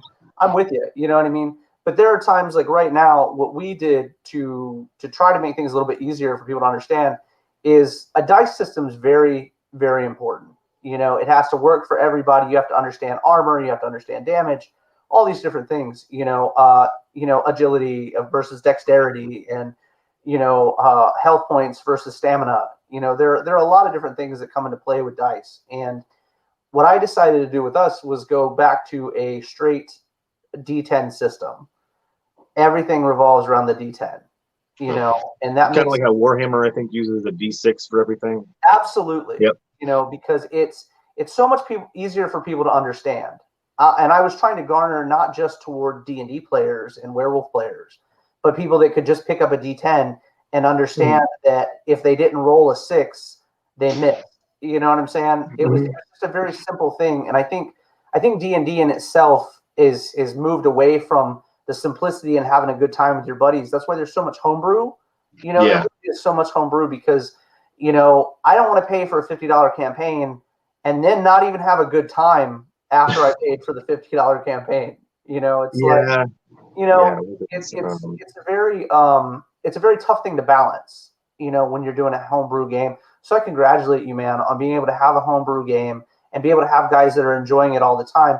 But at the same time, viewers that are watching now and people that are playing at home that are just starting to play D&D and stuff, you have to understand how difficult it is to be a DM or a storyteller or anything like that, where you're trying to balance this, very precarious, are they going to have a good time or am I not going to have a good time at the same time? It's a very, give and take relationship with players in a tabletop game, whereas you hate to tell your buddy because he's your buddy that he can't turn into steel and, stop an attack that was going to decimate him. Or his saving throw failed. You know what I mean? There's so many things you don't want to tell your buddies, but hey, look, sorry, bro, you just fell in a pit of acid, but I don't understand my role. Well, well, your role's over now, but it was going brief. to take 30 minutes to turn around and explain to you how this happened versus just being able to go, well, you had to roll a 7. I told you that when you rolled, and you rolled a 5. You know what I mean? We did a campaign when I was probably in the 6th or 7th grade at that time. And we spent the whole year doing this campaign. And then the DM, I guess, was getting tired of it or whatever, for whatever reason. I don't remember. But he just made the whole thing a dream at the end of it. And we all just wanted to strangle him because we all had so much time invested. It was kind of like, what was it? What do you mean? Oh, the whole thing was a dream. And now you're waking up and you're sitting and you're leaning against the tree in the meadow that you started with. And we're like, look, if you just don't want to, come on now. We have a whole year invested in this, right? Yeah. So, but here is, I got the link up for you right now. And it is, if you go to the bit.ly/CritGoGo, that will bring you directly. That will bring you the Crit Go-Go will bring you directly to the Instagogo campaign. And just glanced that over now, and it's at 153%. So it's just still sitting there. It's sitting there cranking, and we're on day 2. So definitely check it out. And again, that's the bit.ly/critgogo, and that will bring you directly to the Instagogo campaign. So check it out. I definitely need to check it out. I'm a big tabletop guy, so I'm excited to see where it's going, how it plays out. It's always interesting to watch people that. So you have plenty of D&D games and RPG games, and you have plenty of D&D games and RPG players. You don't have plenty of D&D or RPG DMs or storytellers. Yeah, interesting to watch. DMing is hard, and that's what a lot of people forget. Yeah, well, there's two parts to it, especially if you're a player DM, because you're stuck all the time playing characters that are probably going to die. Yeah.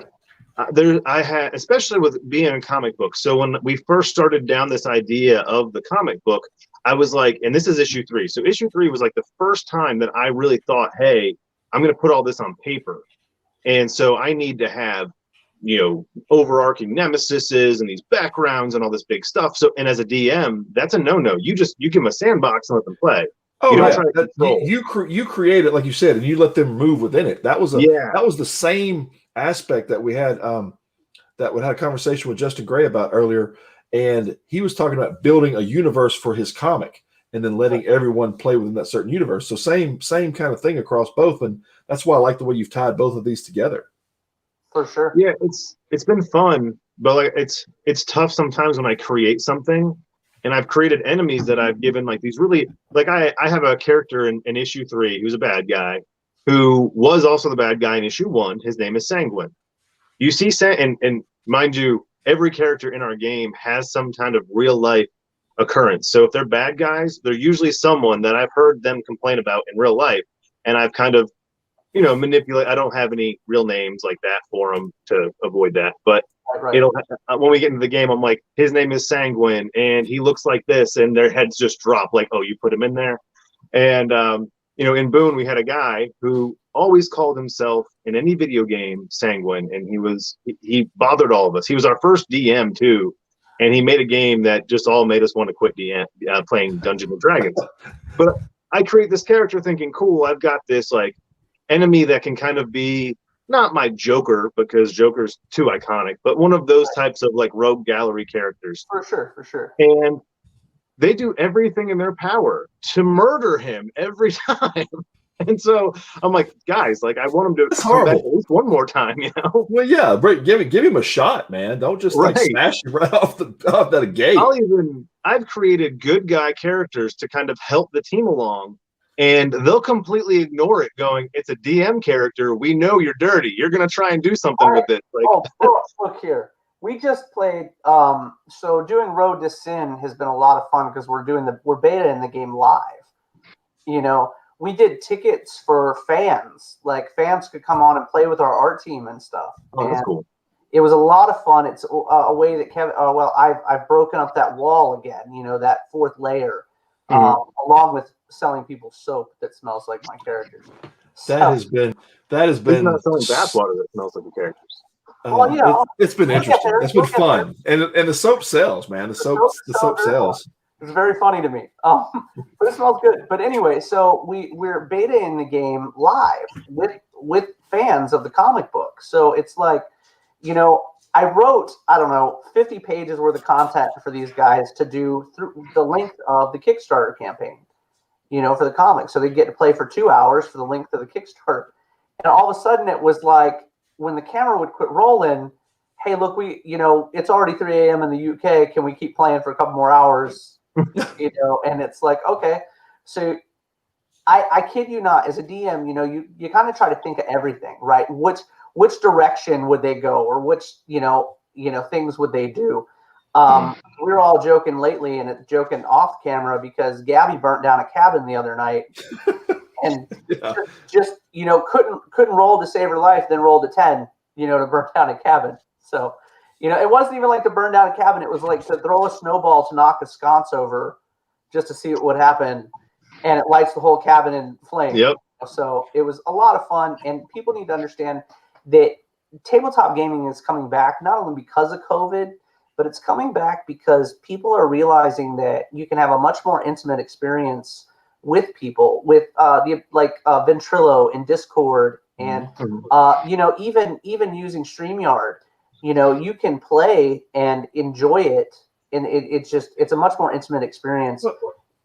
And Chris and I were talking about this offline the other day. I'll show you kind of what the interactive part of it can be. Let me find it here real quick. It's and I might have to jump brands to do it real quick. In doing everything on the tabletop games, and since you guys are both involved in the gaming industry, that's the cabin we were talking about burning down, right? Yeah, the cabin's gone now. That's a memory. But let's see, where's it at? It is right.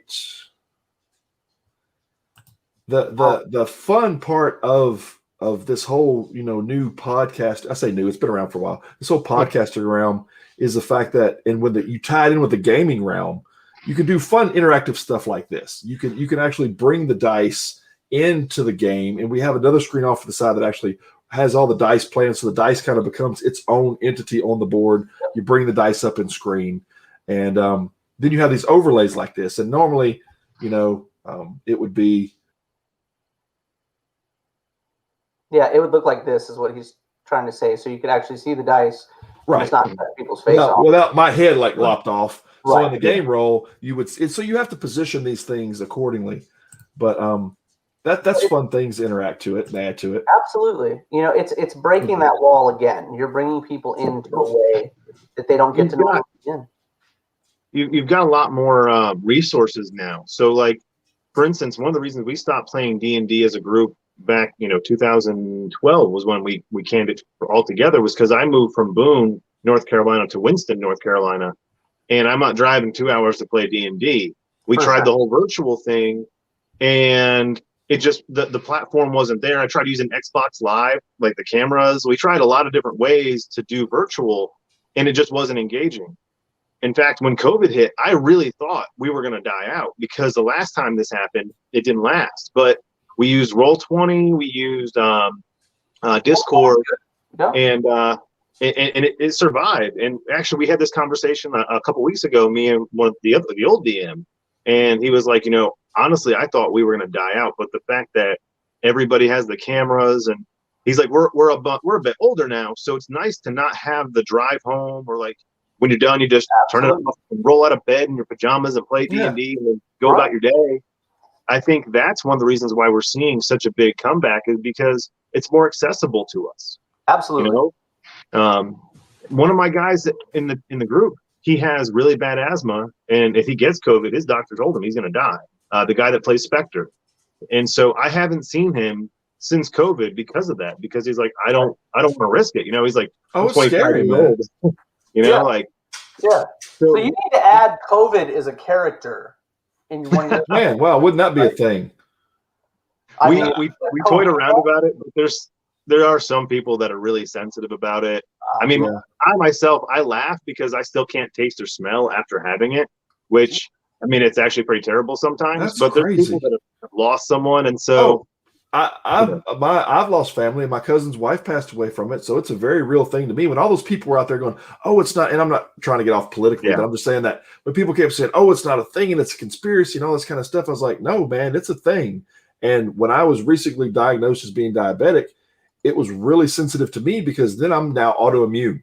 So now that's a whole nother level that I have to watch for. And then, of course, then we had to fly out for a funeral. So now we're going through LAX and Atlanta.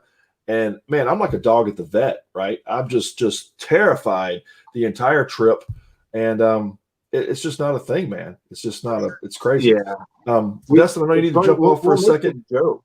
We'll joke around about it on the table that every character has a mask, so everyone's fine, except for Boulder, because he wears sunglasses. Right. But we joked around about it, but I was like, it's a fantasy world. I'm not going political, but you never know who you could offend with something. You don't. And that's just all of us trying to just be aware of other people's feelings and just make sure that we all do the right thing. Absolutely. But I know, Destin, I know you needed. You mentioned having characters things that you brought into it, right? Like your buddy not your buddy, I guess, the guy that didn't care very much, So you bring in that thing and you make it a bad guy, and I think it takes away fear a little bit and helps people to cope sometimes. You know what I mean? Mm-hmm. Take things that make them terrified. And we talk about things that terrify us in the listener all the time. It's if you can take something that really makes people uncomfortable and show them that, hey, look, don't give it power over you. You know what I'm saying? Yeah. And that's a different thing altogether. But I'm with you.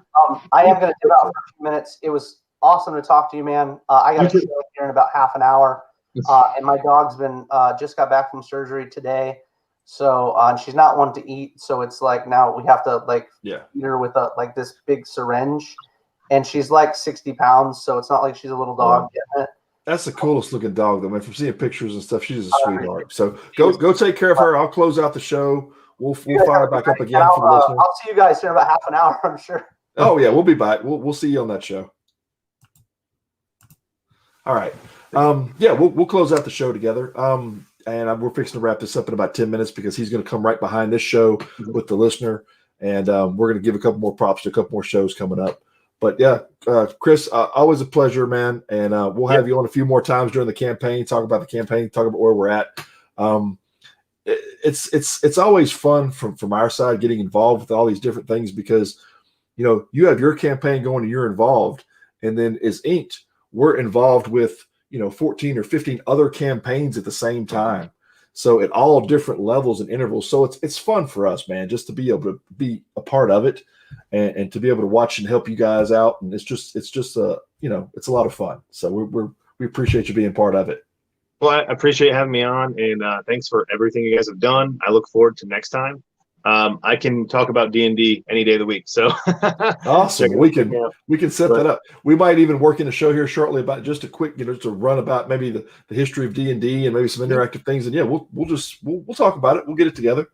Awesome. Well, thank you. Well, thank you. I appreciate you having on the show, man. And I'm going to go ahead and wrap up a couple things, and we'll talk with you soon. And again, make sure you guys hit the Bitly Crit Go and you guys check him out. And there's all kind of cool panels on the Indiegogo that's out there, and you can see a little bit more about the story, about the characters. It's really well put together. So you guys check it out, and I'm sure. Can I announce one thing real quick? Yeah, man, go ahead. So I just figured out the stretch goals. There's awesome. So at 25 backers, I just posted on the Indiegogo itself the poster that I'm going to do. It's actually a big spread that we have in the center. Came out amazing, and we're going to be doing that as a mini poster for the first 25 back. Once we hit 25 backers, it's going to unlock. So there'll be a physical poster for all physical backers, a digital background for your desktop or phone nice. For all the digital backers, and then the next two. So at 35, Burlap Comics, Jesse has offered all of the backers. Once we hit 35, all backers will get a digital copy of Burlap #1, and nice. Then at 25, 35, 45 is another Covenant comic by the name of Crossbones. We're getting issue #1. So potentially by the end of this campaign, we're already at 6 if we hit the first 2 stretch goals. If we can hit 55 backers, I have the original Crit book that I've never released. It's only been digital form for me. It's near and dear to my heart. And I am willing to, I have decided that for this campaign only, I will do a print copy of that book. That's it. One-time shot. If we hit 55 nice. backers. This is actually issue 1 and 0 came from this issue that I made that I never did anything with. Let's aim for the fence, man. Let's aim for that, because I definitely want a signed copy of that to sit up with the wall of all the other projects. So, man. Well, I thought it'd be awesome. We're going to, if we hit 55 backers, everyone will have at that point in time 7 books out of this campaign.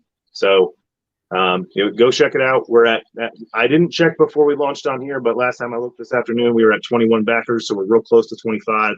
And at day 2, just a second ago, let's see, I can pull it right back up and see where we're at. 768, 21 backers. Yep. So we're right there, man. We're right there. Yep.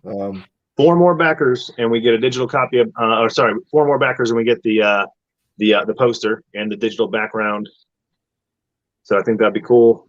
Like I said, if we can hit 55 backers, we're giving away 7 books in this campaign. So we'll definitely a whole lot of content. Oh yes, we'll get together here after this shortly, and we'll get all those things into ads and get them rotated out there. That way, everybody knows what's going on.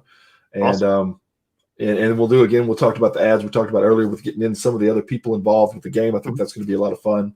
And you know, it brings everybody together. So that's again what this show's all about. So appreciate you having you on, man. And we'll talk with you again soon. Awesome. Thank you. Take care. Well, this has just been one fun thing after another.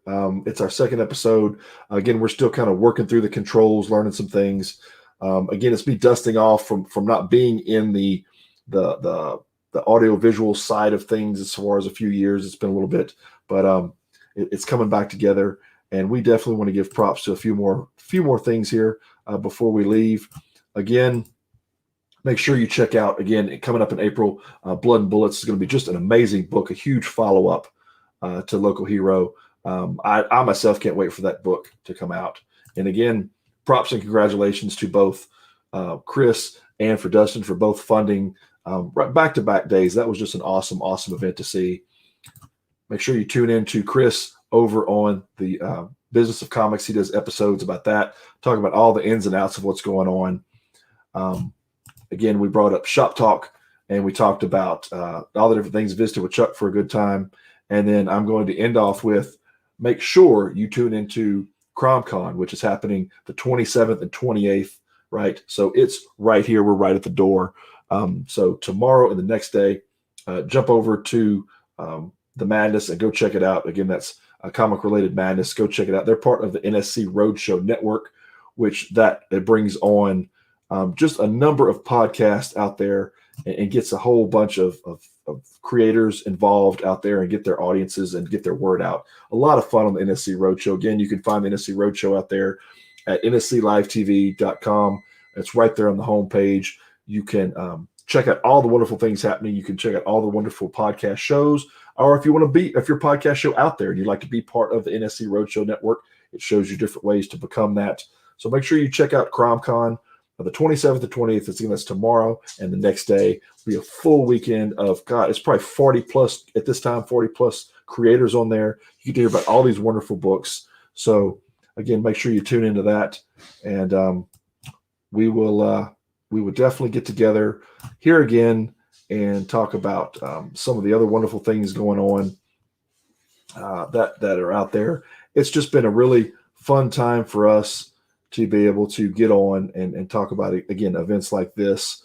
And I will go ahead and end the show the same way we started the show. So our outro is still our intro. And again, we've enjoyed you tuning in. So you guys take care here at the Fallout Studios, and we'll talk to you again soon.